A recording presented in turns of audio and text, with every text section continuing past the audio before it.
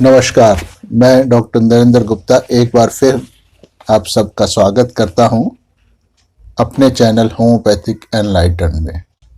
ये जो केस मैं आपके सामने आज प्रेजेंट करूंगा, ये एक बड़ी रेयर दवाई से ठीक हुआ है। तो ये एक मोटी 26 वर्षीय लड़की का केस है। ये देखने में एक समझदार लड़की नहीं लग रही है, बड़ी शैबी सी है ये। इसके कपड़े और बाल बिल्कुल अस्त व्यस्त हैं, चेहरे पर बिल्कुल भी मेकअप नहीं लगाया हुआ और इसका संपूर्ण व्यक्तित्व एक मूर्ख व्यक्ति जैसा लग रहा है। इसके बर्ताव और स्वास्थ्य को लेकर इसके पिता काफी चिंतित हैं। वो ही इसको मेरे पास लेकर आए हैं। ये मेरे घर से लगभग 400 किलोमीटर दूर रहते हैं। इस लड़की की एक बड़ी बहन शादीशुदा है और एक छोटा भाई है। माता पिता काफी साधन संपन्न हैं। तो यहाँ पर दिया गया विवरण रोगी के साथ हुए वार्तालाप का शब्द व शब्द विवरण है। इसमें रोगी की भावनाओं का भी समावेश करने का प्रयास किया गया है। मतलब कि वीडियो जब बना रहे थे उसका, तो उस वक्त उसके क्या हाव भाव हो रहे थे, उसमें भी मैंने कोशिश की है कि मैं आपके सामने वो पेश कर सकूं। रोगी: मेरी पूरी बॉडी में दिक्कतें हो रही हैं। इतना बोलकर वो चुप हो जाती है और मेरी तरफ एक प्रश्नात्मक दृष्टि से देखती है कि जैसे तो उसको लग रहा है कि अब मुझने अपना पूरा केस दे दिया है, अब आप दवाई दो। तो इतने में मैं दवाई नहीं दे सकता। तो इसको इस प्रकार चुप देखकर मैं पूछता हूं कि अच्छा आगे कुछ और तो बताओ। तो फिर रोगी अकड़कर सीधा ऐसे बैठी हुई है। तो मेरे पूछने पर रोगी आगे बोलना शुरू करती है। ये एक मशीन की तरह बोले चले जा रही है, कोई इसकी भाषा में उतार चढ़ाव नहीं है, यानी इमोशंस ना हो तब ऐसा होता है। तो जैसे तो इसमें कुछ भी भावनाएं शेष नहीं बची हैं। मेरा वजन बढ़ता जा रहा है और हार्मोनल इम्बैलेंस लग रहा है मुझको। उसकी वजह से पूरी बॉडी में दिक्कतें हो रही हैं। जब मैं पतली थी तो मेरे पीरियड 7 दिनों तक चलते थे और रक्त का बहाव भी ठीक रहता था। पर जैसे जैसे मेरा वजन बढ़ रहा है और मेरा वजन एक्सपोनेंशियली बढ़ रहा है, मतलब इसका हुआ कि दिन दूनी रात चौगुनी वजन बढ़ता जा रहा है। और मेरी खुराक तो पहले जैसी ही है, बस एक ही बदलाव आया है कि मेरी सिटिंग बहुत ज्यादा बढ़ गई है। क्योंकि मैं पढ़ाई कर रही हूँ, इसलिए फिजिकल यानी शारीरिक श्रम इतना नहीं हो पाता है। पर मुझे लगता है कि शारीरिक श्रम करने से भी मेरा वजन कम नहीं होता है। मैं खाने पर भी कंट्रोल करती हूँ तो भी मेरा वजन बढ़ता ही जा रहा है। ये लगातार बोले चली गई। अब इसने बात खत्म कर दी, हो गया। अच्छा, कब से बढ़ने लगा है? रोगी: 1-1.5 साल से बढ़ने लगा है, पर पिछले 6-7 महीनों से तो बहुत ही ज्यादा बढ़ रहा है। इतना बताकर ये फिर चुप हो जाती है, जैसे तो उसने अपनी सारी जरूरी बातें मुझको बता दी हैं। इससे आगे बताने की जरूरत नहीं है। तुम क्या कुछ पढ़ाई कर रही हो? मैं यूपीएससी की तैयारी कर रही हूँ, इसलिए 16 घंटे तक तो मैं बैठी ही रहती हूँ। मैं पूछता हूँ, इतनी देर तक तो सभी लड़कियां पढ़ती हैं, पर सभी लड़कियां तो मोटी नहीं हो जाती। हाँ, नो डाउट कि सभी लड़कियां मोटी नहीं होती हैं। यह लड़की देखने में मूर्ख जैसी लग रही है, परंतु बातें करने में बहुत तीक्ष्ण बुद्धि वाली लग रही है। तो इसकी तर्क बुद्धि बहुत ज्यादा अच्छी है। पर मेरा तो वजन ज्यादा बैठने की वजह से ही बढ़ रहा है, ऐसा मुझको लगता है। क्योंकि मैं पहले भी जब मैं पतली थी तब भी 2 चपाती ही खाती थी और अब भी मैं 2 चपाती ही खाती हूँ और मैं कोई तला हुआ या जंक फूड भी नहीं खाती हूँ। डॉक्टर: तो इसका मतलब है कि आपको पक्का ये विश्वास है कि वजन का बढ़ना ज्यादातर बैठे रहने के कारण हो रहा है? बैठने के कारण भी है और मुझको अपने अंदर से भी शरीर ठीक नहीं लगता है। एक तो एक्सट्रीम मूड स्विंग्स होते रहते हैं, मतलब है कि इसका मन अचानक ही एक स्थिति से दूसरी स्थिति में पहुंच जाता है। ऐसा कब से लग रहा है आपको? पिछले साल से मेरी बॉडी खराब होने लगी है। पहले मेरी कमर दर्द करने लगी, हिप बोन में दर्द रहता था। अभी भी मैं बैठती हूँ तो यह हिस्सा सुन्न हो जाता है, इसलिए मुझे ट्यूब पर बैठना पड़ता है। यानी कोई जैसे साइकिल वाइकिल की तो नहीं, मतलब स्कूटर वगैरह की, कार की बड़ी ट्यूब होती है, उन पे बैठती है ताकि ये हवा के प्रेशर से वो एक जगह उसमें हिप्स के अंदर चुभन ना हो। और अगर मैं सख्त जमीन पर बैठ गई तो मुझे तो वो हिस्सा बिल्कुल सुन्न हो ही जाता है। और अभी पिछले 4-5 महीने से एक नई समस्या शुरू हो गई है कि मेरी गर्दन में एक्सट्रीम पेन मतलब अति तीव्र दर्द रहने लगा है, और वो दर्द मेरी बाजू में आता है। तो मैं बात आगे रखता हूँ। तो अभी तुमको मेंसेस कैसी आती हैं? अभी तो केवल 4 दिनों तक ही आते हैं। पहले तो 5-6 दिनों तक आते थे और काफी अच्छे से आते थे, पर अब तो चौथे दिन से ही कम हो जाते हैं। मैं पूछता हूँ, इसके अलावा भी आपको कोई दिक्कत होती है? हाँ, क्रैम्पिंग होती है लोअर एब्डोमेन में, मतलब कि पेट का जो निचला हिस्सा है उसमें ये क्रैम्प जैसा दर्द रहता है। तो ये लड़की उतना ही जवाब देती है जितना मैं इससे पूछता हूँ। अपनी तरफ से फालतू ये कुछ नहीं बताती। यह पूरा केस अपने पिता के सामने दे रही है, परंतु इसमें जरा सी भी झिझक नाम की कोई चीज नहीं है। जैसे तो ये जानती है कि उसको क्या करना है, क्या जरूरी है और क्या गैर जरूरी है। तो ये इतना बताकर चुप हो जाती है, और मैं अभी तक इसके पर्सनैलिटी को पूरी तरह से नहीं समझ पाया हूं, इसलिए बात को फिर मैं आगे बढ़ाने का प्रयास करता हूं। अच्छा, पिछले कुछ वर्षों से तुम्हारी जिंदगी में क्या समस्याएं चल रही थी? अजी, प्रॉब्लम तो ऐसे कुछ खास नहीं थी, बस इतना ही था कि मेरा वजन ज्यादा था और ज्यादातर देर तक बैठे रहना पड़ता था। शारीरिक श्रम कुछ था नहीं। अभी फिर चुप हो जाती है। डॉक्टर, मतलब कि पिछले 2-3 साल के आसपास आपको कोई दिमागी परेशानी थी क्या? रोगी, मैं पहले इमोशनली वीक थी, यानी भावनात्मक रूप से कमजोर थी। मैं सोचती बहुत ज्यादा थी, इसमें मैं टेंशन में रहती थी, पर ऐसा ज्यादा कुछ था नहीं। वो फिर चुप हो जाती है। इमोशनली वीक थी, उससे तुम्हारा क्या मतलब है? मैं हर चीज को इमोशनली हैंडल करती थी, बहुत ही सेंसिटिव थी। किसी ने जरा सा भी कुछ बोल दिया तो बस मैं रोना चालू कर देती थी। मतलब मुझको लगता था कि मैं अपनी एक्टिविटीज मतलब जो व्यवहार है ऐसा रखूं कि सब लोग खुश रहें। ऐसे पुराने समय में होता था इसके साथ, मतलब कि सब घर वाले और दोस्त वगैरह सब मुझसे खुश रहें। मतलब कि मैं अपना बर्ताव ऐसा रखूं कि मैं सबके साथ मिलजुल कर रह सकूं, क्योंकि मैं अपनी अचीवमेंट्स उपलब्धियों के कारण मैं सेक्लूडेड मतलब बिल्कुल अकेली हो जाती थी। जैसे मैं अपनी स्टडीज मतलब पढ़ाई में ऊपर उठ रही हूं तो ऑटोमेटिकली लोग मुझसे दूर चले जाते हैं, इसलिए मुझको सेपरेशन वाला पेन होता था। मतलब कि लोगों से बिछुड़ने का दर्द बहुत ज्यादा होता था मुझे। परंतु अब मेरी स्थिति ऐसी हो गई है कि कोई भी मुझसे दूर जाता है तो जाने दो, मुझे कोई फर्क नहीं पड़ता। मुझे तो अपना लक्ष्य है, उसी में आगे बढ़ना है। बाकी इसके अलावा और कोई टेंशन नहीं थी। फिर चुप हो जाती है। सेपरेशन माने क्या? सेपरेशन माने बिछुड़ने वाला दर्द होता था क्या? हाँ, एक इमोशनली अटैचमेंट वाली फीलिंग होती थी। अब इतने दिन किसी के साथ रहो, फिर वो एक बिछड़ रहे हो, तो इमोशनली मतलब भावनात्मक रूप से दुख तो होता ही था। मैं पहले जो स्थिति को इमोशनली हैंडल करती थी, अब वो सब मैं इमोशनली हैंडल नहीं करती हूँ। फिर चुप हो जाते हैं। मतलब कि अब आपको इमोशनल अटैचमेंट ज्यादा नहीं होता है लोगों से।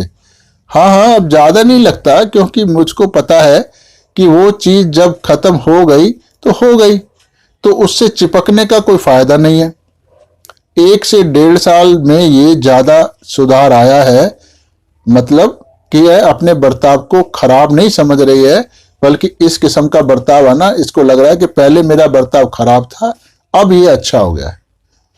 जब ये लड़की भावनात्मक ढंग से सोचने के स्थान पर तर्क संगत दृष्टि से सोचने लगी है। अब ये now she has become rational instead of emotional. तो ये एक बहुत ही बड़ा परिवर्तन है और सभी बीमारियों का कारण भी है इस केस में। तो ऐसा इंप्रूवमेंट मतलब सुधार तुम्हारे मन में क्यों आया है? इस उम्र में जब आता है तो फिर उसके पीछे ज्यादातर लव एंगल्स होते हैं, तो इसलिए मैं डायरेक्ट पूछ रहा हूं, क्या तुमको किसी ने धोखा दे दिया है? हाँ, ऐसा ही हुआ था। मैं काफी हर्ट हो गई थी। उसने मेरी छवि खराब की गई थी, मेरी इमेज को गिराया गया था। तुम अपने जीवन में अब कुछ भी नहीं कर सकती हो। किसने गिराया था तुम्हारे मनोबल को? मेरा मित्र, मतलब एक बॉयफ्रेंड था इसका। वो हमेशा मेरी लुक पर कमेंट करता था, उसके लिए ब्यूटी ज़्यादा इम्पोर्टेंट थी। पर मेरे चेहरे पर मुहासे वगैरह ज़्यादा रहते थे, तो वो कहता था कि तुम अच्छे से मेकअप नहीं करती हो, कपड़े पहनने की तुमको कोई सेंस नहीं है, दूसरी लड़कियां कितने अच्छे से बन ठन के रहती हैं, तुम भी उन्हीं लड़कियों की तरह से बन ठन कर रहो। तो उस वजह से मेरा मनोबल बहुत ज़्यादा गिर गया था। मेरा मोटिव है कि मैं एक समय में एक ही चीज़ पर फोकस कर पाती हूँ। अगर मैं पढ़ाई कर रही हूँ तो फिर मैं केवल पढ़ाई ही कर पाती हूँ, और अगर मेकअप करना है तो मैं केवल अपने मेकअप पर भी ध्यान दे पाती हूँ।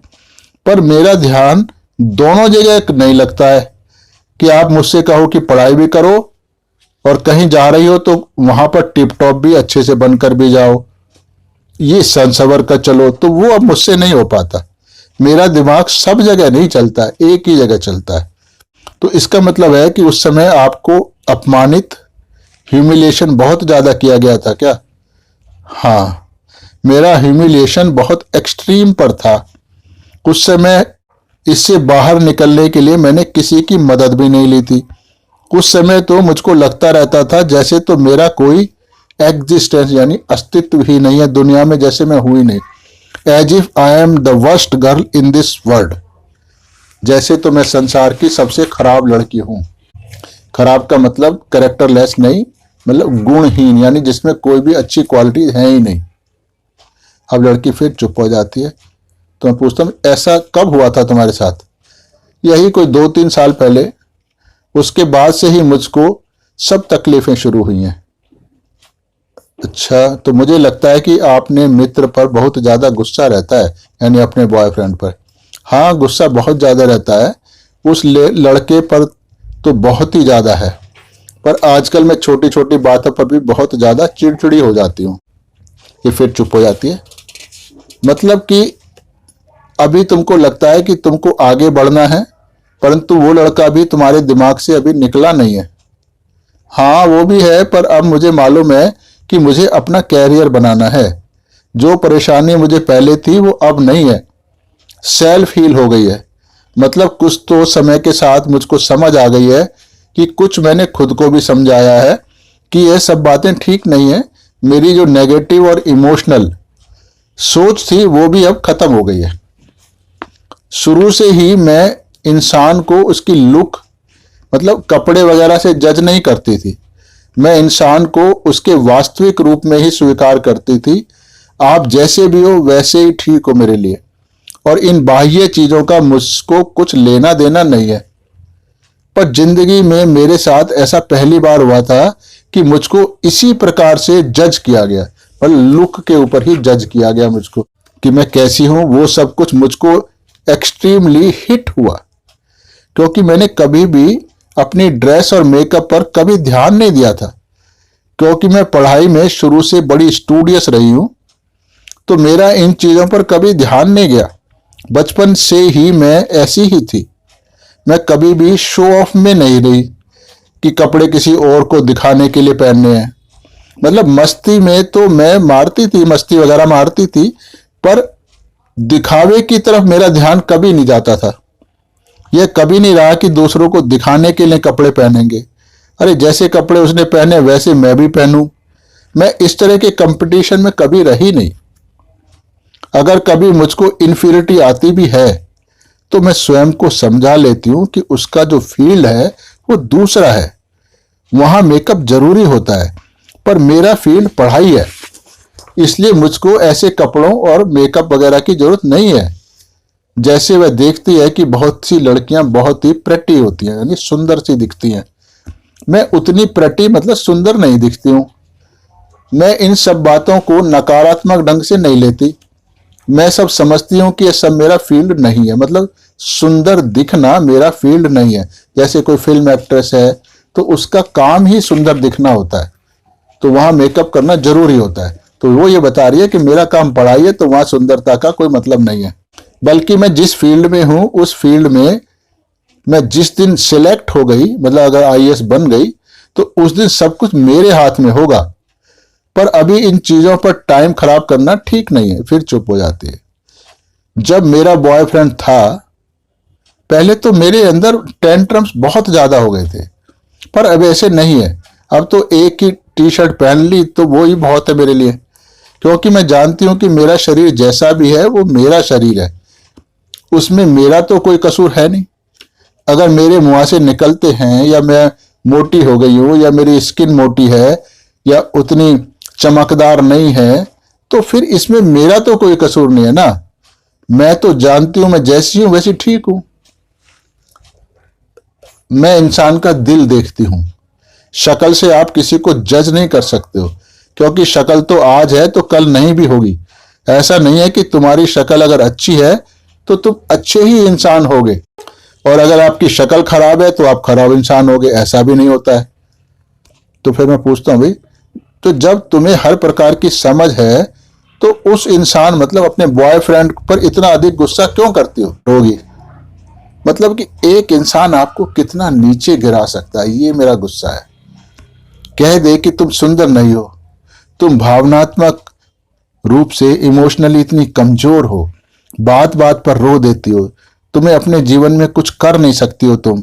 ठीक है कि मैं पहले ऐसी ही थी, इसलिए उसके कहने से मैं बिल्कुल टूट गई, पर मैं ऐसी नहीं हूं। अगर मैं अब रोती हूं तो उसके पीछे भी कोई ठोस कारण होता है। जैसे अभी इस समय मेरे लिए मेरा कैरियर ही बहुत महत्वपूर्ण है। अभी तो मुझे केवल एक ही तब ही दर्द होता है जब मेरे कैरियर पर कोई आंच आती है। अब मेरे ऊपर कोई कितना भी अटैक कर लो, उससे मुझे कोई टेंशन नहीं होती है, पर जब मेरे कैरियर पर बात आती है तो मुझको बहुत ज्यादा बुरा लगता है कि मेरे कैरियर और मेरे बीच में तुम मत आओ। मतलब कि इस लड़की को ये अच्छे से मालूम है कि इसके लिए उस वक्त क्या महत्वपूर्ण है और उसका पूरा दिमाग अपने उसी लक्ष्य को पूरा करने में लगा हुआ है। डॉक्टर, मतलब तुम्हारे कैरियर के बीच में कौन आ जाता है फिर ये? डॉगी, मतलब कि वो मुझको पहले ही इतना गिरा चुका था, यानी बॉयफ्रेंड, कि अगर उसका कोई भी विचार या कुछ भी आएगा तो फिर मेरे को दिक्कत होगी। मतलब आप ये कहना चाह रही हो कि कोई नया बॉयफ्रेंड नहीं बनाऊं? हाँ हाँ, अभी मैं इन सब चक्करों से दूर रहूंगी। अभी मैं पूरा ध्यान अपनी पढ़ाई और कैरियर पर ही फोकस रखूंगी। मतलब वही लड़का तो तुम्हारी जिंदगी में वापस आएगा ना? वो भी आ सकता है या कोई और नया इंसान भी आ सकता है। अगर मेरे कैरियर के बीच में आता है तो फिर वो मुझे पसंद नहीं आता है। मैं उसको साफ साफ कह देती हूं कि मेरे कैरियर के बीच में आप मत आइए। मतलब कि अब चाहे मतलब फ्रेंडशिप हो, चाहे रिलेशनशिप हो, किसी प्रकार का भी कोई संबंध हो, मतलब किसी से भी, अगर उसमें मेरे कैरियर को नुकसान हो रहा है तो फिर मैं वहां से चली जाती हूँ, उसको आगे बढ़ने ही नहीं देती हूँ। पर पहले तो ऐसे होता था कि मैं मामले को आगे बढ़ने देती थी कि चलो एक दिन सब ठीक हो जाएगा, परंतु अब ऐसा नहीं है। जैसे ही मुझको लगता है कि इसमें मुझे किसी प्रकार का नुकसान हो रहा है तो मैं उस चीज को उसमें दूरी बना लेती हूं और फिर वहीं खत्म कर देती हूं। अब ये काफी देर चुप रहती है तो फिर मैं इससे पूछता हूं, इसका मतलब है कि आजकल तुम्हारा ध्यान अपनी हेल्थ से भी ज्यादा अपने कैरियर पे लगा हुआ है। हाँ हाँ, आजकल मेरी सेहत इतनी ज्यादा खराब होती जा रही है कि इतना ज्यादा दर्द रहता है कि मेरी हिप से लेकर मतलब पूरी रीढ़ की हड्डी से लेकर गर्दन तक कि मैं 1-2 मिनट कहीं भी कंसंट्रेट नहीं कर पाती हूँ। ना मैं बैठ पाती हूँ और ना ही मैं लेट पाती हूँ। फिर मुझको एक्सट्रीम इरिटेशन मतलब बहुत ज़्यादा चिड़चिड़ापन होता है कि मैं इतनी ज़्यादा मोटी हो गई हूँ। फिर मेरा वजन कम नहीं होता तो मुझको और भी ज़्यादा चिड़चिड़ापन आता है कि कुछ हो नहीं पा रहा है। मतलब कि कैरियर में इसकी बीमारी एक बाधा बनी हुई है कि अब मैं क्या करूं, क्योंकि मेरा वजन मुझको बहुत भारी लगने लगा है। क्योंकि पहले इतना ज़्यादा वजन नहीं था मेरा, पर जब बढ़ने लगा तो एकदम से बढ़ने लगा और अब तो एक्सपोनेंशियली मतलब बहुत तेजी से बढ़ रहा है। अब ये फिर चुप हो जाती है तो मैं पूछता हूँ, मतलब तुमको ऐसे लग रहा है कि ये बीमारियां भी तुम्हारे कैरियर में बाधा हैं? हाँ हाँ, ये सब कैरियर में बाधाएं हैं, क्योंकि दर्द बहुत ही ज़्यादा रहता है। फिर मैं दर्द के बावजूद भी जबरदस्ती पढ़ने बैठ जाती हूँ।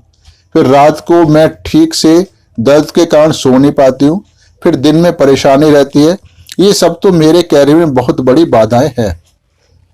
पहले तो मेरा दिमाग बहुत एक्टिव मतलब सक्रिय रहता था, अब वो तो शांत रहता है। पर आजकल तो दर्द बहुत ज्यादा रहता है, मतलब पहले दिमाग में उल्टे सीधे विचार ज्यादा आते थे, अब नहीं आते हैं। मतलब कि तुम्हारी बीमारी का इलाज करवाने का भी इसलिए रहता है कि ये तुम्हारे कैरियर में बाधा बन रही है बीमारी। हाँ हाँ, क्योंकि एक हेल्दी व्यक्ति मतलब जैसे अच्छे से आराम से पढ़ लेता है, मैं दर्दों के कारण वैसे ही नहीं पढ़ पाती हूँ। क्योंकि सेहत ठीक रहती तो एक एनर्जी रहती है, पर अब दर्द के कारण बहुत ज़्यादा थकान रहती है, तो मैं अच्छे से पढ़ नहीं पाती हूँ। थोड़ा सा चल भी लेती हूँ तो बहुत ज़्यादा थकान महसूस होने लगती है, तो फिर मुझे चिड़चिड़ापन आता है कि मैं ये सब क्या है, ये क्या हो रहा है मुझको। मैं उससे पूछता हूँ भी लोगों से संबंध कैसे रहते हैं आपके। रोगी बताती है, वो जो हंसी मजाक वगैरह की बातें होती है ना, वो नहीं हो पाती हैं। अगर काम की कोई बात करता है तो वो फिर मैं अच्छे से करती हूँ, केवल काम की बातें ही मुझको अच्छी लगती हैं। जहां भी किसी की भी बात मेरे दिमाग को इरिटेट करने लगती है तो मैं बात को वहीं बंद कर देती हूँ। मैं पूछता भी फिर कौन सी बातें इरिटेट करती हैं आपको। वही जो भी इररेलेवेंट बातें होती हैं, मतलब फालतू की बातें होती हैं, मतलब कि जो बात इसके काम की नहीं होती और तर्क संगत भी नहीं होती है, तो वो इसको फिर पसंद नहीं आती। ऐसी बातों को यह वहीं रोक देती है। मतलब कि जिन बातों की कोई तुक नहीं है वैसी तो वो बातें मुझको बहुत इरिटेट करती हैं। मतलब कि अगर घर में कोई नहीं है तो मैं पूरे दिन अपने कमरे में रह सकती हूँ और वहीं पढ़ती रहती हूँ, और उसमें भी मैं बहुत खुश रहती हूँ। मुझे उसमें ऐसे नहीं लगता कि मैं अकेली बैठी हूँ, उसमें भी बहुत ज्यादा चिल रहती हूँ, मतलब शांत रहती हूँ मैं उसमें भी। अब इतना बताकर ये फिर चुप हो जाती है, जब तक मैं कोई प्रश्न ना करूं वो चुप ही रहती है। तो तुम अपने घर वालों के साथ रहती हो या कहीं होकर अकेली हॉस्टल में रहती हो। नहीं नहीं, मैं घर वालों के साथ रहती हूँ। तो क्या तुम्हारे घर वाले भी तुमको डिस्टर्ब करते रहते हैं। नहीं नहीं, घर वाले डिस्टर्ब नहीं करते हैं। तो फिर तुमको डिस्टर्ब कौन करता है। कोई भी नहीं। कहीं पर भी इररिलेवेंट बातें हो रही होती हैं तो मैं वहां से हट जाती हूँ। फिर डॉक्टर पूछता है, तो तुम्हारे घर के पास तुम्हारे मित्र लोग डिस्टर्ब करते हैं क्या तुमको। नहीं नहीं, यहाँ तो एक भी मेरा मित्र है ही नहीं। पर जब फोन पर ही मुझसे कोई बात करते हैं तो जब वो लोग आउट ऑफ द लीक माने विषय से हटकर बातें होती हैं तो फिर मुझको बहुत ज्यादा इरिटेशन होता है। तो फिर मेरा बात करने का मन नहीं करता और मैं तुरंत ही फोन बंद कर देती हूँ, या लगता है कि अभी फोन बंद ही कर दूं। तो मैं पूछता हूँ आखिर इररिलेवेंट बातें कौन सी होती हैं। तो जैसे पढ़ाई की बात नहीं हो रही तो या नेगेटिव बातें हो रही हैं, जैसे कि ऐसा होगा तो फिर वैसा होगा, तो फिर वैसा होगा तो तू फेल होगी तो क्या होगा। ये सब इररिलेवेंट बातें ही तो हैं। मतलब वो लोग मेरे इस एग्जामिनेशन को लेकर अगर कोई नेगेटिव है कि एग्जामिनेशन बहुत कठिन है, बहुत से लोगों से तो पास ही नहीं होता है, अगर वो लोग नेगेटिव हैं तो इस चीज को लेकर, पर मैं तो नेगेटिव नहीं हूं ना। मैं जानती हूं कि यह रिस्की फैसला है, मतलब आईएएस की तैयारी करना एक रिस्की फैसला है। मतलब कि अगर यह यूपीएससी का परीक्षा पास नहीं कर पाई तो फिर उसकी काफी सारी मेहनत और समय बेकार चला जाएगा। इसको वो रिस्क कह रही है। हालांकि रिस्की फैसला है, ठीक है, मैंने फैसला कर लिया है तो फिर मुझको करना ही है। और वो लोग डर रहे हैं तो डरें, पर मेरा मनोबल गिराने की कोशिश ना करें वो। तो फिर मैं ऐसी बात नहीं करती उनसे, क्योंकि मैं इस परीक्षा को लेकर डर नहीं रही हूं। अगर मैं डरूंगी तो फिर पढ़ाई ढंग से नहीं कर पाऊंगी। तो उन लोगों की नेगेटिव बातें मेरे मनोबल को गिरा सकती हैं, इसलिए फिर मैं उन लोगों से बात नहीं करती हूं। जैसे अभी मेरा पेपर खराब हो गया, अब सब मुझको डरा रहे हैं कि मुझको डिमोटिवेट कर रहे हैं कि तुम, पर मुझे उसका दुख नहीं है, क्योंकि मुझको मालूम है कि मेरी मेहनत बेकार नहीं गई है, क्योंकि मैंने अपना पूरा 100% दिया है। नहीं नहीं हुई तो नहीं हुई, कोई बात नहीं। अब मेरी यह मेहनत अगली बार काम आएगी। तो मैं डीमोटिवेट नहीं हुई हूं, पर वो लोग जब मुझको डीमोटिवेट करने की कोशिश करते हैं तो फिर मैं इरिटेट होती हूं, फिर मैं उनसे बात नहीं करती। वो लोग जितना मुझको डीमोटिवेट करते हैं तो मैं उनसे उतना ही दूर हटती जाती हूं, क्योंकि मैं उनकी नेगेटिव थॉट्स अपने दिमाग पर हावी नहीं होने देना चाहती। अगर मैं उनके साथ रहूंगी, उनसे बात करती रहूंगी, तो फिर उनकी नेगेटिव बातें भी मेरे दिमाग पर हावी हो जाएंगी और मैं फिर परीक्षा नहीं दे पाऊंगी, डीमोटिवेट हो जाऊंगी। तो इससे तो फिर मेरा ही नुकसान हो जाएगा, मैं वो चाहती नहीं। इसलिए मुझे उन लोगों की बातें सुननी ही नहीं है। नहीं सुनूंगी तो डिमोटिवेट नहीं होंगी। मैं अपने स्वयं के मन की शांति बनाए रखने के लिए स्वयं को उन सब लोगों से दूर रखती हूं। ये फिर चुप हो जाती है। तो मैं पूछता हूं भाई, मैं बात को और आगे बढ़ाने के लिए पूछता हूं, आपकी भूख, प्यास, नींद, शौच, मेंसेस वगैरह वगैरह सब कुछ कैसी है? ऐसा पूछने से अगर कोई उसमें किसी में खराबी हो रही होगी तो फिर केवल वो ही बताएगी। ऐसा नहीं है कि मुझको भूख बहुत ज्यादा लगती है, पर कभी कभी ऐसा होता है कि मुझको भूख ज्यादा लगती है। नींद नहीं ठीक से आती नहीं है, कभी तो नींद बहुत अच्छी रहेगी और कभी तो नींद बहुत खराब रहेगी। ऐसे लगता है कि जैसे मैं पूरी रात सोई नहीं हूं। अब मैं इसके पिता से इसके विषय में पूछता हूं कि स्वयं से इस लड़की के बारे में वो क्या बताना चाहते हैं। पिता बताते हैं, ये हमेशा से ही हम दोनों से, मतलब माँ बाप से, तो खुश होकर मुस्कुराकर ही बात करती है। मतलब जितना भी इसने अभी तक आपको बताया है अपने बारे में, उतना इसने हमें कभी महसूस होने नहीं दिया। जब ये दिल्ली में थी तो भी दिन में 2-2 बार फोन पर हमारी बातें होती थी, तब भी हमारी ठीक से ही बात होती थी, क्योंकि इसने हमें कभी भी ऐसा कुछ बताया नहीं था। यह तो हमें पता था कि इसका अफेयर था, पर उसका ब्रेकअप हो गया है ये उसने नहीं बताया। पर हमें कभी ऐसा नहीं लगा कि इसके ब्रेकअप से इसको इतना धक्का लगा है कि जिसकी वजह से इतनी ज्यादा बीमार हो गई है, क्योंकि हमेशा हमसे तो ये खुलकर ही बात करती थी। अब जैसे अब ये बताते फादर इसके, भाई एक 26 साल की लड़की है, वो ज्यादातर तो अपनी शादी के सपने देखती है, कैरियर के सपने तो देखती नहीं है। पर हम जब इसकी शादी की बात करते हैं तो ये एकदम से नाराज हो जाती है कि पापा मुझसे शादी वादी की बात मत करा करो, मुझको शादी नहीं करनी है। इससे कभी भी किसी भी रिलेशनशिप की बात करो तो हमेशा ही मैच्योरिटी वाली बातें करेगी। मतलब 26 साल की उम्र की नहीं करती, 50 साल की लेडी जैसी बात करती है। फिर ये कहीं पर मुझ भी इसको किसी से भी कोई अफेक्शन यानी प्रेम नहीं है, लगाव नहीं है, कहीं किसी से भी ये मोहब्बत नहीं है कि पापा मैं नानी के पास जाऊंगी, कि मामा जी से बात करूंगी या ताई जी से बात करूंगी, पापा मैं अपनी उस कजिन सिस्टर से बात करूंगी। मतलब कहीं पर भी इसका कोई लगाव है ही नहीं। मुझे इसके जीवन में कहीं भी कोई कलर नहीं दिखता है। मतलब कलर माने खुशी है, सिवाय पढ़ाई के। तो ये बिल्कुल ही कलरलेस, रंगहीन जीवन जीती है। जैसे कभी मैं इसको कहता हूं कि चल बेटा बाहर चलकर कुछ आइसक्रीम खाते हैं, तो एकदम से इरिटेट हो जाती है, पापा मुझे ना आइसक्रीम नहीं खानी है, आप मुझको ना डिस्टर्ब मत करो। पर कभी इसकी खुद की इच्छा होगी तो कहेगी हाँ पापा आज मैं मंदिर जा रही हूं या कुछ खाकर आ रही हूं। खुद की कभी इच्छा हो गई तो ही कहेगी ये। पर कभी भी इसको कहूं कि चल बेटा पानी पूरी खाकर आते हैं तो फिर ये नहीं चलेगी। उसमें इसको कोई भी एंजॉयमेंट होता नहीं है कि इतने दिनों बाद पापा मेरे कह रहे हैं कि भाई मुझे बाहर ले जा रहे हैं, एंजॉयमेंट करेंगे, तो इसको अच्छा लगना चाहिए, पर वो नहीं लगता। मैं कभी भी इसको बाहर चलकर एंजॉयमेंट मतलब मस्ती करने के लिए कहूंगा तो इसको इसकी कोई खुशी नहीं होती, बस मना कर देती है। अब ये सारी बातें अपने फादर की सुन के लड़की मंद मंद मुस्कुरा रही है, जैसे ये उसके अंदर विशेष गुण है। मतलब पापा इसके आगे बताते हैं, जैसे इसकी शादी की बात करें तो कहती है पापा क्या मैं पूरी जिंदगी अकेली नहीं रह सकती हूं। मतलब कि इसको किसी भी चीज का कोई अफेक्शन है ही नहीं। अब इसको कहो कि कहीं शादी में चलते हैं, कोई फंक्शन है वहां चलते हैं, तो एकदम से कहेगी पापा मम्मी पापा तुम दोनों चले जाओ, मैं नहीं जाऊंगी।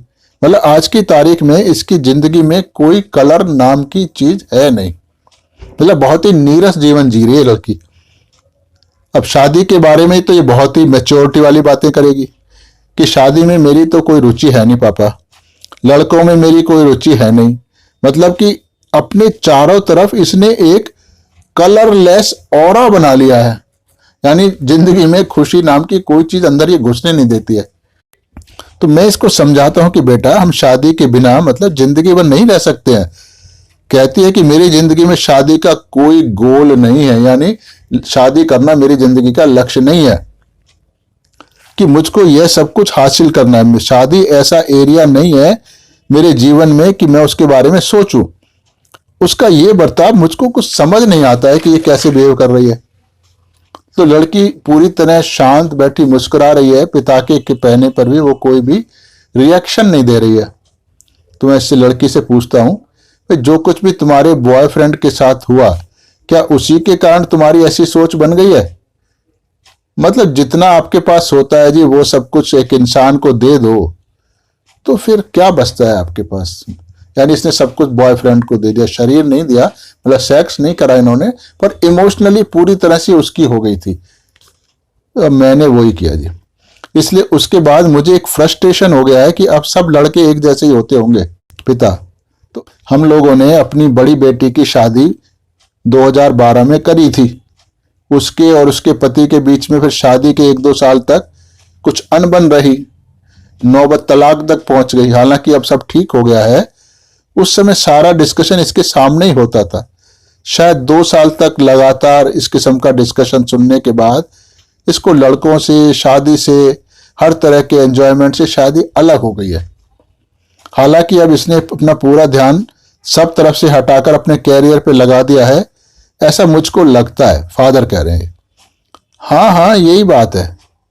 इतनी देर चुपचाप सुनते रहने के बाद अचानक से इसका इस प्रकार से बोलना ये दर्शाता है कि जो कुछ इसके फादर कह रहे हैं वो सब ठीक है। अब मेरा कैरियर ही मेरी प्राथमिकता यानी प्रायोरिटी है। उसकी वजह है कि मेरा कोई भाई नहीं है, इसलिए मैं चाहता हूं कि मेरे माता पिता बुढ़ापे में अच्छे से रहें। मतलब शादी के बाद मुझे अगर कभी माता पिता के साथ रहना हो या माता पिता को अपने पास रखना हो तो मेरे पति को ऐतराज नहीं होना चाहिए, पर ऐतराज हो सकता है, क्योंकि आजकल लड़के अपने सास ससुर को अपने पास नहीं रखते हैं। यहां तक कि सगा बेटा भी अपनी पत्नी के कहने पर अपने सगे माँ बाप को घर से बाहर निकाल देता है, क्योंकि वो हमेशा पत्नी का साथ देता है। तो उसकी पत्नी उसके माता पिता के साथ अगर खुश नहीं है तो वो पत्नी को खुश रखने के लिए माता पिता को घर से निकाल देता है। परंतु मेरी सोच ऐसी है कि मेरे माता पिता और लड़के के माता पिता दोनों बिल्कुल बराबर हैं। हमें दोनों का सम्मान और देखभाल करनी है। तो ये बहुत ज्यादा मैच्योरिटी वाली सोच है इस लड़के की, पर स्पष्ट है, कोई सनक नहीं है इसके अंदर। तो लड़की के माँ बाप सिखाते हैं कि ससुराल ही तेरा घर है। ये हमारी इंडियन सोसाइटी की एक सीख होती है हर लड़की के लिए। तो माना कि वो ठीक कहते हैं, परंतु कभी भी मैं अपने माता पिता को भी अपने साथ रखना चाहूं या उनके घर जाना चाहूं तो मेरे ऊपर कोई बंदिश नहीं होनी चाहिए। यानी पति या ससुराल वाले ये ना कहें तू अभी तो गई थी, अभी क्यों जा रही है, या लड़की के माँ बाप तेरे घर आके कैसे रह सकते हैं, वगैरह वगैरह।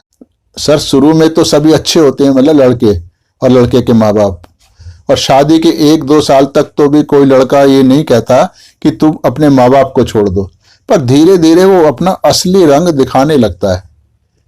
तो इसलिए मेरी सोच ऐसी बन गई है कि पूरे जीवन में अकेली ही माँ बाप का ख्याल रख सकती हूँ।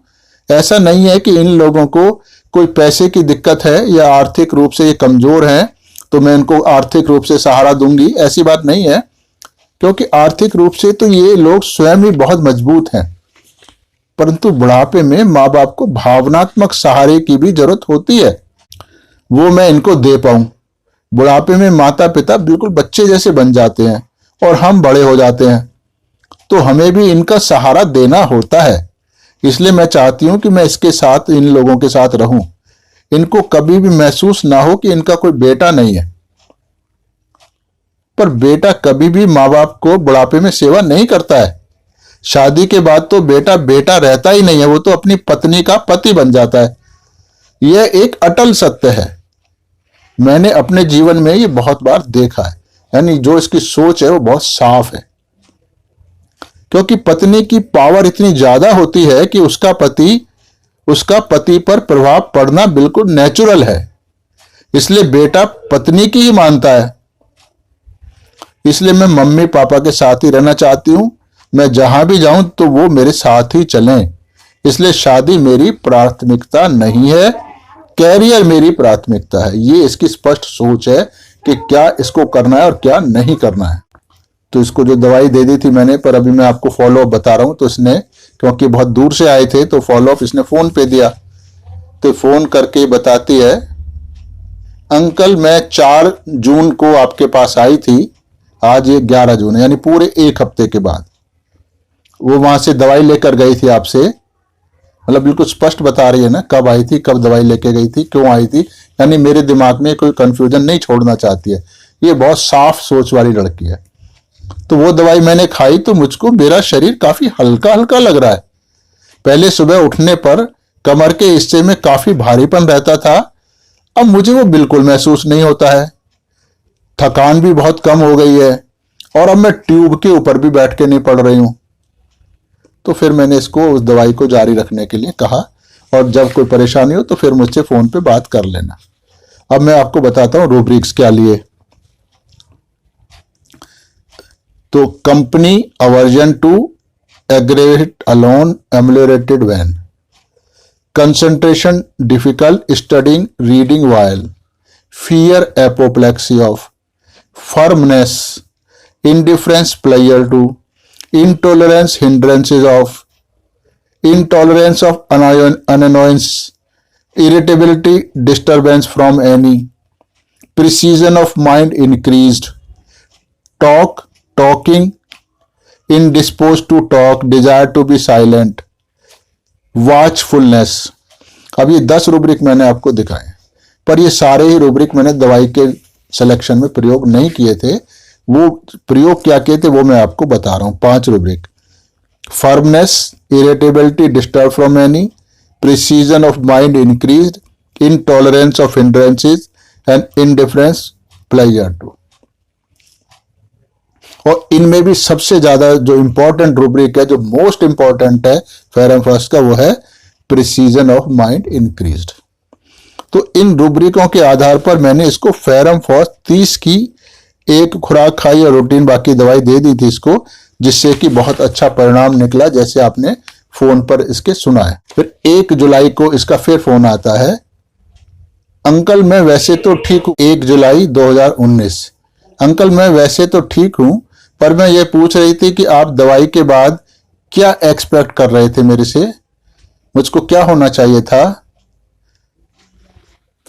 अब हम कुछ एक्सपेक्ट नहीं कर रहे हैं, तो मैं उसको कहता हूं मेरी उम्मीद करने से कुछ नहीं होता है, मैं दवाई के बाद कुछ उम्मीद नहीं रखता हूं, जो कुछ भी रोगी महसूस कर रहा होता है मैं वो जानना चाहता हूं। अब मुझको तो अपना शरीर पहले से बहुत हल्का लग रहा है जी, और मेरे जो सुबह सोकर उठने पे कमर में अकड़ रहती थी वो भी अभी नहीं रहती है, मुझको काफी काफी काफी अच्छा लग रहा है। पर अभी भी थोड़ा सा गुस्सा आ जाता है, मैं चीजों को अवॉइड करने की कोशिश करती हूँ, चिड़चिड़ापन आता है तो फिर कुछ भी करने का मन नहीं करता है, ऐसे लगता है कि बस मैं सोती रहूं। मतलब पूछता हूं मैं, पहले तो तुम काफी लोगों से चिढ़ जाती थी। तुरंत वो बहुत तेजी से जवाब देती है, नहीं नहीं नहीं, वैसे अब नहीं है, उसमें तो काफी फर्क आ गया है। पहले तो चिड़चिड़ाहट के कारण मेरा पूरा दिन खराब हो जाता था, अब तो कुछ ही मिनटों में मैं ठीक हो जाती हूँ। अब मैं खुद को मोटिवेट कर कर के वापस बैक टू वर्क आ जाती हूँ, मतलब कि स्वयं के मन को समझा कर वापस अपने आप को काम करने लायक बना लेती हूँ। फिर मैं पूछता हूँ तुम्हारी नींद भी अच्छे से नहीं आती थी पहले।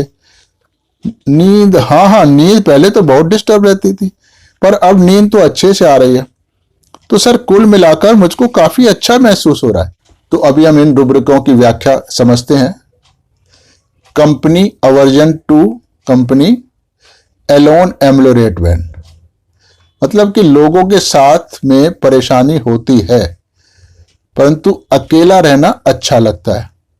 अगर हम इस रूब्रिक की सूक्ष्मता को समझें तो यह हमें समझना होगा कि फेरम फास्ट व्यक्ति को सब लोगों के बीच रहना अच्छा क्यों नहीं लगता है।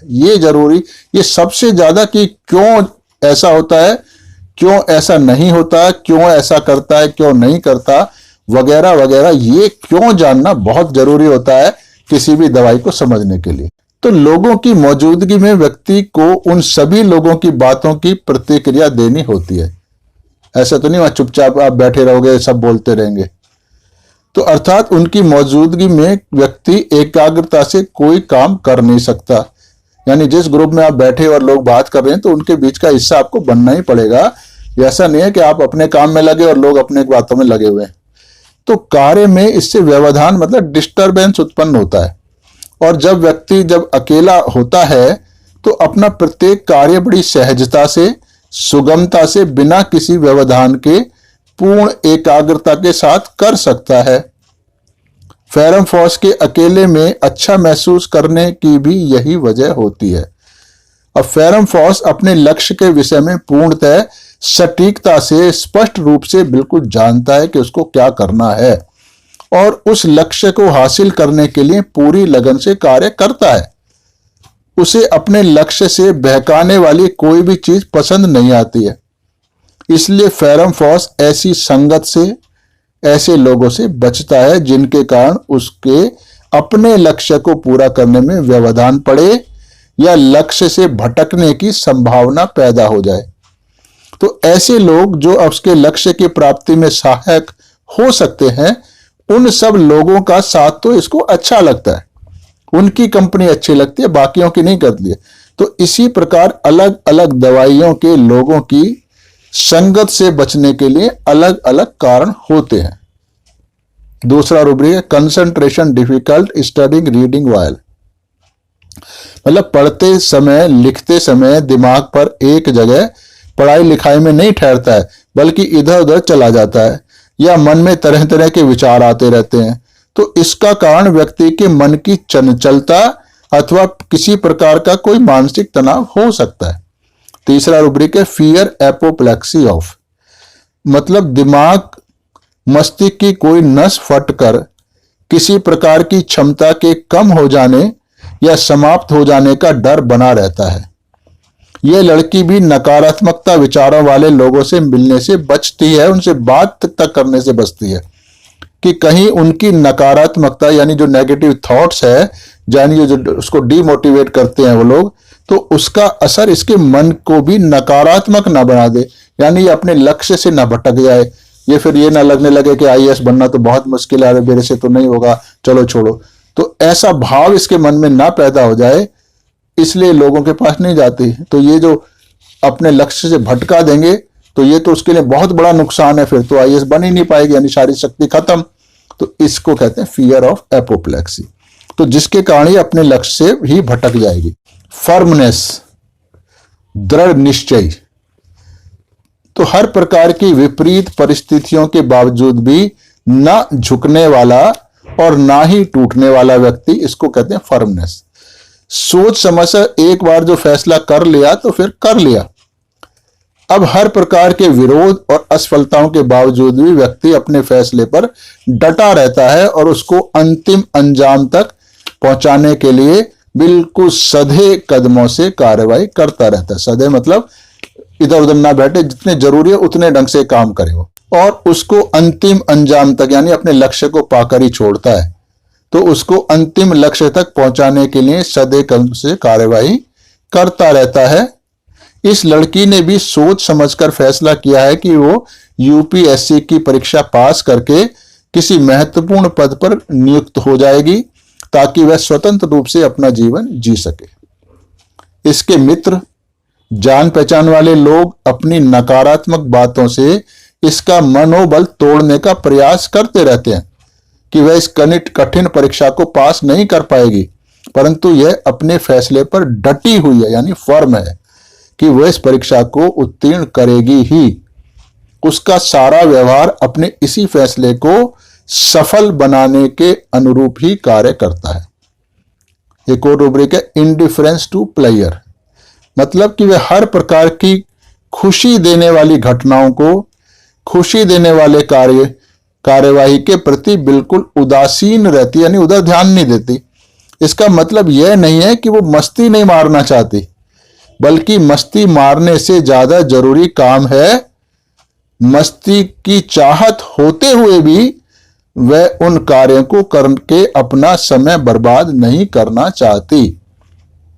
तो उसके माता पिता जब उसको बाजार जाकर आइसक्रीम, पानी पूरी वगैरह खाने को साथ ले जाना चाहते हैं तो वो मना कर देती है कि उसको नहीं जाना, उसका टाइम वेस्ट होता है, समय बर्बाद होता है। तो इसी तरह वह स्वयं को सजाने संवारने पर भी ज्यादा ध्यान नहीं देती, जबकि उसकी आयु तो सजने संवरने की है। क्योंकि इन सब कार्यों में भी समय की बर्बादी होती है, जबकि उसका पूरा ध्यान अपनी परीक्षा की तैयारी में लगा हुआ है। एक और रूब्रिक था इनटॉलरेंस हिंड्रेंसेस ऑफ, मतलब किसी भी कार्य में उसको अड़चनें बर्दाश्त नहीं होती हैं।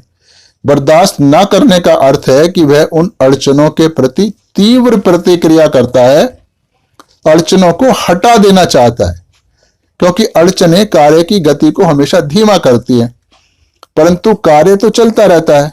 तो अड़चनों के कारण काम करने में कठिनाई भी होती है, परंतु कार्य को पूर्ण होने को लेकर एक शंका भी बनी रहती है कि कार्य पूरा हो भी पाएगा नहीं हो पाएगा। कि उदाहरण के लिए आप कोई मरीज देख रहे हैं, तभी बीच में ही कोई ऐसा व्यक्ति आ जाता है जिससे को आपको पहले देखना पड़ता है, इसलिए आपके जो रोगी पहले जिसको आप देख रहे थे उसको देखने में अड़चनें पैदा हो गई। हालांकि इस इंसान को देखकर आप पुनः अपने पुराने मरीज को देखना शुरू तो कर देते हैं, फिर बिजली चली गई, लाइट चली गई, तो फिर इस मरीज को भी नहीं देख पा रहे हैं। तो अब बिजली आने पर रोगी की पुनः जांच शुरू करते हैं तो कोई और जरूरी फोन कॉल आ जाती है। इस तरह इस रोगी की जांच में तरह तरह की अड़चनें आती रहती हैं, तो इसको कहते हैं अड़चन आना। ये सारे उदाहरण केवल अड़चनों के हैं। तो इस उदाहरण में टॉलरेंस या इनटॉलरेंट की कोई बात नहीं हो रही है, क्योंकि आपके मन पर इसका कोई विशेष विपरीत प्रभाव नहीं पड़ रहा है। इनटॉलरेंट अगर होगा तो बहुत ही गंदा प्रभाव आपके मन पर पड़ेगा, आप बुरी तरह से रिएक्ट करोगे, तो आप सामान्य ढंग से कार्य करे चले जा रहे हो। तो ऐसा इसलिए संभव हो पाता है क्योंकि आपके लिए ये एक रोगी एक सामान्य रोगी है, नॉर्मल है ये, जिसका आपके जीवन पर कोई खास प्रभाव पड़ने वाला नहीं है।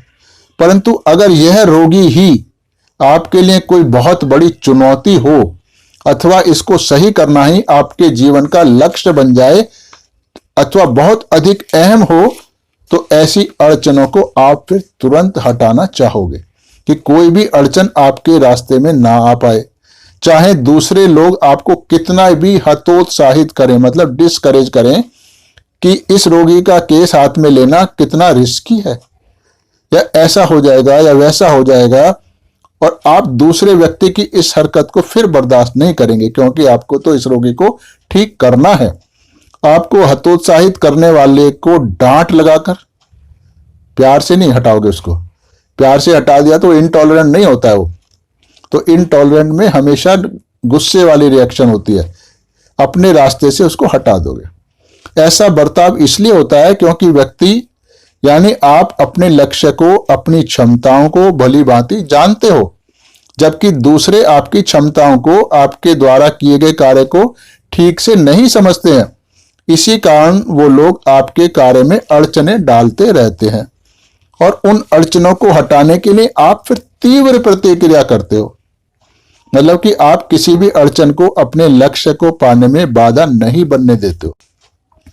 अगला रूब्रिक है इनटॉलरेंस अनोयंसिस, अर्थात आपको कोई भी किसी भी प्रकार से तंग करने का प्रयास करे, यानी चिढ़ाए, तो आपका मूड खराब करने का प्रयास करे कि आप अपने लक्ष्य को प्राप्त ना कर पाए, तो यह भी बात आपसे फिर बर्दाश्त नहीं होती है।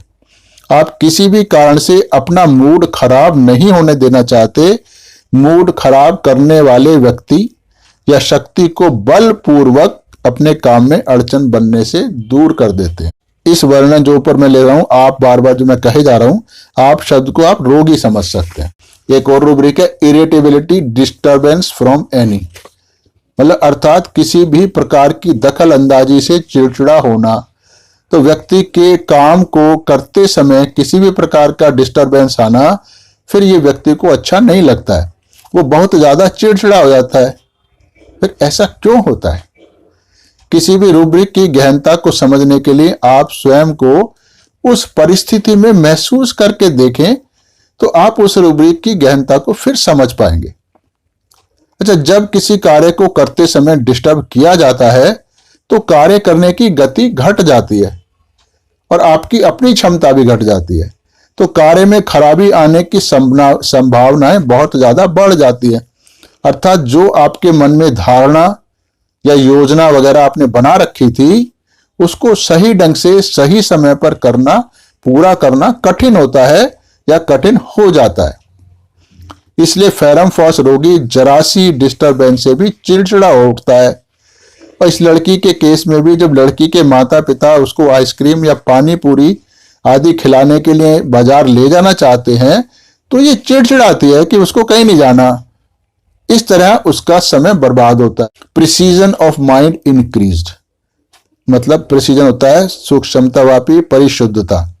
तो इस रूब्रिक का शाब्दिक अर्थ हुआ कि व्यक्ति की बुद्धि की चीजों को समझने की, फैसला लेने आदि की क्षमता 100% सटीकता तक विकसित हो गई है। यानी उसके जो फैसले लिए वो बिल्कुल सटीक होते हैं, उनमें बदलाव की जरूरत नहीं होती है। अर्थात व्यक्ति जिस कार्य को भी करने वाला होता है वह उस कार्य की बारीक से बारीक चीज को भी समझता है। अर्थात जो कार्य जैसा भी होना चाहिए यह व्यक्ति ठीक उसको वैसा ही करता है। यह केवल तीक्ष्ण बुद्धि वाले व्यक्ति ही कर सकते हैं, ये उनकी विशेषता होती है। जैसे गहने बनाने वाला कारीगर गहने के हर अंश को बहुत ही बारीकी से पूर्ण शुद्धता के साथ एक दूसरे के साथ जोड़ता है। कोई भी पुर्जा जरा सा भी इधर से उधर नहीं हो सकता, नहीं तो गहना नहीं बनेगा। जैसे फर्श पर पत्थर लगाने वाले कारीगर पत्थरों को इतनी बारीकी से ठीक ढंग से काटते हैं और फर्श पर एक दूसरे के साथ बिठाते हैं कि दोनों पत्थर एक दूसरे से बिल्कुल सट जाएं, कोई भी पत्थर जरा सा भी ऊपर नीचे इधर उधर ना हो, मतलब पूरी तरह ठीक ढंग से मतलब प्रिसाइजली फिट हो जाएं।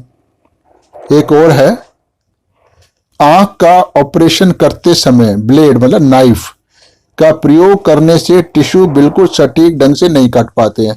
हालांकि पहले उसी से होता था, ब्लेड से ही होता था, परंतु लेजर किरणों के प्रयोग से टिश्यू को जितना काटना चाहिए उतना ही ठीक वैसा ही आप काट सकते हैं। यानी ये प्रिसाइज होती हैं लेजर रेज। ठीक इसी प्रकार हम इस लड़की का भी केस समझते हैं कि इस लड़की को पूरी तरह सही ढंग से मालूम है कि उसको अपना कैरियर किस प्रकार से बनाना है, उसके लिए क्या क्या करना है, कौन कौन सी शक्तियां उसको लक्ष्य प्राप्ति में बाधा बन सकती हैं अथवा बाधा बन रही हैं।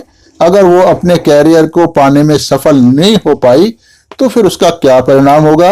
अर्थात उसके मन में प्रत्येक चीज पूर्णतः स्पष्ट जैसे छपी हुई है कि ये है, कहीं पर भी जरा सा भी कोई कंफ्यूजन आदि नहीं है। एक और रूब्रिक है, talking talks indispose to desire to be silent taciturn. इस रूब्रिक का जो शाब्दिक अर्थ है मतलब ट्रांसलेशन है कि व्यक्ति का मन पूर्णतः शांत रहने का कर रहा है, वो किसी से भी फिजूल बातें नहीं करना चाहती है। अगर कोई काम की बात या करे या कहे कि आवश्यक बात या तर्क संगत बात, तो ऐसी बात करने में उसको कोई परेशानी फिर नहीं होती है। तो ये लड़की भी अपने घर वालों से भी ज्यादा बात नहीं कर रही है क्योंकि उससे उसका समय बर्बाद होता है। फोन पर भी किसी मित्र से भी वो ज्यादा बात नहीं करती। जैसे ही उसको लगता है कि सामने वाला व्यक्ति गैर जरूरी बातें कर रहा है मतलब कैरियर से हटकर, तो वह तुरंत ही बातचीत बंद कर देती है और भविष्य में भी ऐसे लोगों से फिर बात करने से बचने लगती है। एक और रूब्रिक है, वॉचफुलनेस। तो वह आसपास की गतिविधियों पर अपनी पैनी नजर रखती है कि कौन क्या कर रहा है। ऐसा नहीं है कि वह पढ़ाई में इतना ज्यादा खो गई है कि उसको आसपास की गतिविधियों का कुछ पता ही नहीं है, ऐसा नहीं है। तो वॉचफुल व्यक्ति पूर्णतः सतर्क होता है कि उसके आसपास होने वाली गतिविधियां किस प्रकार की हैं और उनका उसके ऊपर या अन्य परिस्थितियों पर क्या प्रभाव पड़ेगा। ऐसा केवल औसत से ज्यादा बुद्धिमान व्यक्ति ही कर सकता है। ये लड़की भी अपने मित्रों, अपने परिवार, रिश्ते आदि की सभी गतिविधियों पर नजर तो रखती है, परंतु ऐसी किसी भी गतिविधि में शामिल नहीं होती है जो उसकी परीक्षा की तैयारी में किसी प्रकार का भी व्यवधान उत्पन्न कर सके। अतः अगर एक बार इस औषधि के व्यक्तित्व को अगर हम समझ जाएं तो अपनी उस समझ को अनेकों नए नए रूब्रिकों में अभिव्यक्त कर सकते हैं। जैसे कि जब मैं वीडियोस बनाता हूं तो उसमें बहुत सारे लोगों के कमेंट आते हैं कि सर आपने ये वाली दवाई इस रूब्रिक में कहा, ये लिया और हमने रिपर्टरी देखी तो हमको तो कहीं पर भी उस रूब्रिक में वो दवाई नहीं मिली, आखिर आपने वो कहाँ से ली है? तो वो बहुत बार मैं अपनी तरफ से जोड़ता हूं, क्योंकि मुझको लगता है कि इस रूब्रिक में इस दवाई का होना जरूरी है, वो फिट बैठती है, इसलिए लेता हूं। तो इसलिए बहुत ज्यादा परेशान होने की आवश्यकता नहीं है। जो मैं वीडियो में लिख रहा हूं उसको आप समझें और प्रैक्टिस में लगाएं। अगर लगाएं तो मैं सही कह रहा हूं, और अगर नहीं लगती है प्रैक्टिस में तो फिर उसको दोबारा वीडियो देख के समझें कि आखिर मैं क्या कहना चाहता हूं, फिर वो लगेगी। जब मेरे पास लग रही है तो आपके पास क्यों नहीं लगेगी? इसलिए नहीं लग रही क्योंकि समझ का थोड़ा अंतर है। तो इसीलिए बार बार वीडियो देखेंगे तो वो समझ विकसित हो जाएगी। तो इसी प्रकार से रिपर्टरी में नए नए रूब्रिक जुड़ते जाते हैं।